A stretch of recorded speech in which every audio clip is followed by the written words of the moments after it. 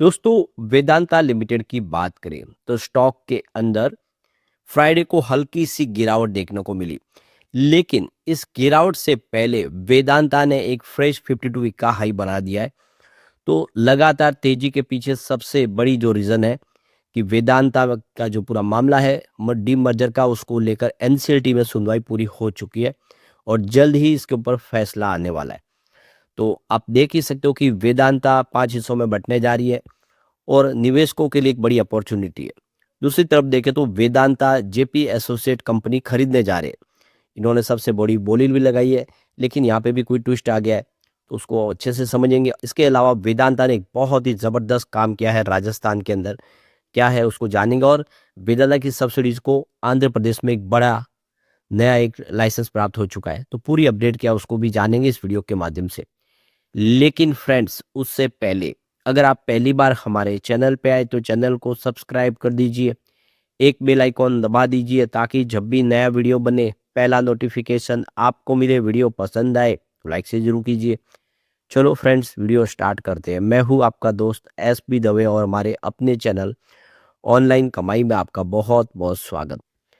सबसे पहले वेदांता के कारोबार की बात करें तो 526 पर क्लोजिंग देखने को मिली फ्राइडे को, जहाँ पे 0.68% के आसपास की गिरावट थी।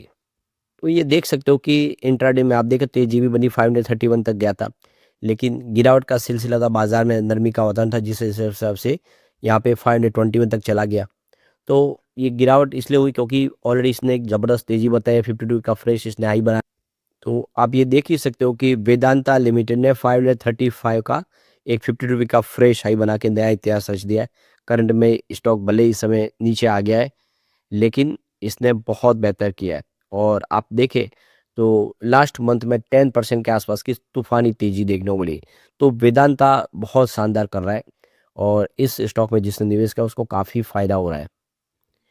अब यहाँ पे जो बड़ी गुड न्यूज निकल के आ रही है, हिंदुस्तान जिंक जो सब्सिडीज कंपनी है वेदांता लिमिटेड की, उसको आंध्र प्रदेश में लाइसेंस प्राप्त हुआ है टंगस्टन के ब्लॉक के लिए। तो टंगस्टन की अभी माइनिंग होगी। आप देख ही सकते हो हिंदुस्तान जिंक बहुत तेजी से इसमें लेड और सिल्वर में कामकाज करती है और एक बहुत अच्छा इनको आने वाले समय के लिए एक मौका मिल गया है। तो ये देखो सैटरडे को हिंदुस्तान जिंक की तरफ से जो जानकारी दी गई है कि उनको यहाँ पे देख कि टंगस्टन ब्लॉक के लिए आंध्र प्रदेश में लाइसेंस प्राप्त कर दिया गया है। अब वहाँ पे वो इसकी खुदाई करेगी। तो एक ये एक माइलस्टोन अचीवमेंट है वेदांता ग्रुप के लिए। आने वाले इसमें कंपनी तेजी से बड़ी कंपनी फिलहाल देखिए जिंक लेड और सिल्वर के ऊपर तो ऑलरेडी काम करेगी, मतलब टंगस्टन में भी कंपनी तेजी से आगे बढ़ पाएगी और आने वाले इसमें अपना पोर्टफोलियो और तेजी से बढ़ा पाएगी कंपनी। अब एक बड़ी अपडेट राजस्थान से निकल के आ रही है। वेदांता ग्रुप करीब 25,000 नन घर स्थापित करने जा रही है राजस्थान के अंदर। तो ये काफी बड़ा स्टेप उठाया, आने वाले 2 सालों में ये काम पूरा किया जाएगा।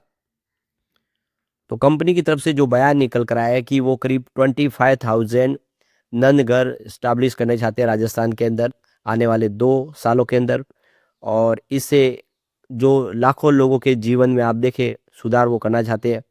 तो इस समय उनका जो एक सामाजिक दायित्व है कि वो ज़्यादा से ज़्यादा लोगों को उनके जीवन में उनको ऊपर लाने में, उनकी कम्युनिटी के ट्रांसफॉर्मेशन में उनका योगदान हो, वो उनका सपना है।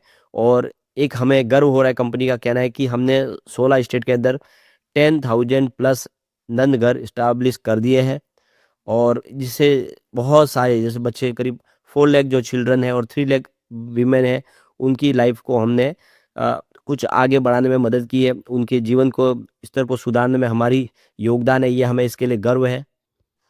अब इस मौके पे वेदांता ग्रुप के चेयरमैन अनिल अग्रवाल का बयान निकल कर आया। उनका कहना है कि जब हमने नंद घर की जर्नी शुरू की थी तो हमारा एक सिंपल सपना था कि हर बच्चे को जो उनके न्यूट्रिशन के राइट है उसको मिलने चाहिए और हर किसी को अर्ली एजुकेशन मिलना चाहिए और हर वीमेन को अपॉर्चुनिटी मिले कि वो अपने पैरों पे खड़े हो। तो इसीलिए हमने 10,000 से ज़्यादा हमने ननगर इस्टाब्लिश के लिए माइलस्टोन अचीवमेंट कर दिया 16 स्टेट के अंदर और ये सपना आगे ऐसे ही जारी रहेगा। तो आप देख सकते हो कि यहाँ पे सिर्फ कमाने का बात नहीं है, लोगों के भले के लिए, लोगों के लिए भी कंपनी काम कर रही है। ये बहुत अच्छी बात है। अब यहाँ पे देखो कि डीमर्जर की याचिका की सुनवाई एनसीएलटी में पूरी हो चुकी है। तो ये देख सकते हो कि फैसला अभी फिलहाल सुरक्षित रख लिया गया है और फिलहाल अगली सुनवाई की कोई डेट नहीं दी गई है, यानी एनसीएलटी कब इसके ऊपर अपना फैसला देगी वो उन्होंने नहीं बताया। फिलहाल आप देखें तो सरकार ने इस डीमर्जर की याचिका का विरोध किया है। उनका कहना है कि वेदांता पर 16,700 करोड़ रुपये हमारा सरकार का बकाया है और डीमर्जर से पहले वेदांता की 2 लाख करोड़ से अधिक की जो बेस एसेट क्लेम को पर्याप्त प्रोटेक्शन देती है, लेकिन डीमर्जर के बाद तेल ऑयल गैस का कारोबार संपत्ति केवल 29,000 करोड़ रह जाएगी। इसके जवाब में वेदांता ने कहा है कि ये दावे उसके तेल और गैस के बिजनेस एसेट के 1.8 गुना से अधिक है। तो सरकार चाहती है कि पूरा वेदांता का बिजनेस एक मुश्त रहेगा तो उनकी जो रकम है वो सुरक्षित रहेगी सरकार की। लेकिन अगर ये पूरा हिस्सा बढ़ जाएगा तो तेल और गैस के कारोबार का जो हिस्सा छोटा हो जाएगा तो उसकी जो रकम है वो वहाँ पे रिस्क में आ जाएगी। लेकिन ऐसा मानना नहीं है वेदांता का। वेदांता का कहना है कि उनका तेल गैस का जो बिजनेस है वो एसेट से काफ़ी ज़्यादा है, यानी जो सरकार की जो रिस्क है उससे आगे हमारा कारोबार है उसमें कोई चिंता की बात नहीं है, ये उनका कहना है। यहाँ पे सरकार ने एक और आरोप भी लगाया वेदांता पर कि वेदांता ने उन दावों का खुलासा नहीं किया जिन पर ऑर्बिट्रेशन मामला चल रहा है, जिनके चलते कंपनी पर 22.2 यहाँ पे से लेके आप देखो कि 100 करोड़ तक की देनदारी बन सकती है, 100 करोड़ डॉलर की देनदारी बन सकती है जो मामले ऑर्बिट्रेशन में चल रहे हैं। इस पर वेदांता ने अपना पास ये पक्ष भी रखा। उनका कहना है कि अभी जब तक किसी दावे को अदालत में मान नहीं लेती तब तक मान्यता देना या खुलासा करना जरूरी नहीं है।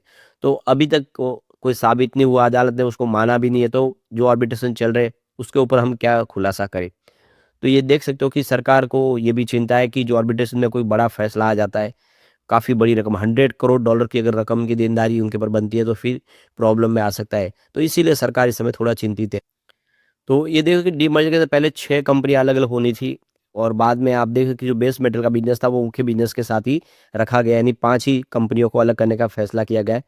तो इसमें आप देख सकते हो अलग-अलग कंपनियाँ जिसमें बिज़नेस जो है एल्यूमीनियम का एक अलग कंपनी बनेगी, तेल और गैस की अलग कंपनी, पावर और स्टील की अलग कंपनी, इस तरह से कंपनियाँ अलग-अलग होगी, सबकी अपनी-अपनी वैल्यू एडिशन होगी और जो मेन बिज़नेस हिंदुस्तान जिंक का वेदांता के पास ही रहेगा, वेदांता लिमिटेड के पास रहेगा।